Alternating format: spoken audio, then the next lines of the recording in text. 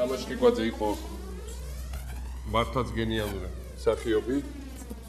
ასეთ სახელები ქართულ სცენაზე შეიძლება იყვნენ გავსი მასშტაბის მხოლოდ ალბათ ხორავა, ვასაძე, ზაქარიაძე, მაგრამ მე მათ არ მოსწრები ვარ, ამიტომ იმ ადამიანების ვინც არის ჩემი ასაკის ან უფრო ახალგაზრდა, ის იყო ყველაზე დიდი და ის იყო ნამდვილად გენიალური. და ეს იყო ასევე ძალიან მოგზაურებული ადამიანი, იმიტომ რომ მე მახსოვს ამ 2-3 წლის წინ დაველაპარაკეთ მას და ვკითხეთ როგორ დავხმარებოდით მატერიალურად. და ძალიან მოგზაურებით მოგვიგო რომ ჩემზე გაჭირებული ადამიანებიც არსებობენ. და მე პრინციპში არაფერი არ მჭირდებაო და დაეხმარეთ მათ, ვინც არის უფრო გაჭირებული ჩვენ გარშემო.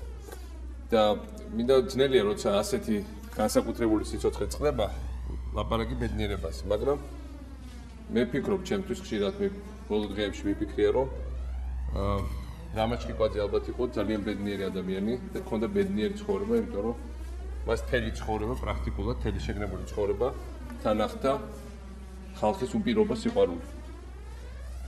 და ასევე მინდა ვთქვა რომ ჩვენ ვიყავით ბედნიერები, ვისაც ის უნახავს არა მხოლოდ სცენაზე, არამედ ცხოვრებაში, ურთიერთობაში, ვისაც ახსოვს მისი გაწყინებული თვალები, მისი წარმოუდგენელი სიცოცხლის სიყვარული, ოპტიმიზმი და იუმორი.